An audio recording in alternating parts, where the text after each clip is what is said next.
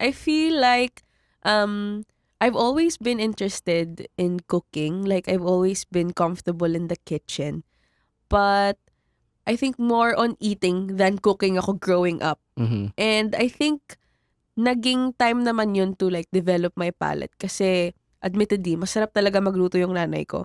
So feeling ko, dun ako nagkaroon ng standards na ganito ang masarap na adobo, ganito yung masarap na spaghetti. At pag lumalabas ako, kahit when I was young, I would have an opinion on food na parang hindi to masyado masarap kasi I Mm. already have standards.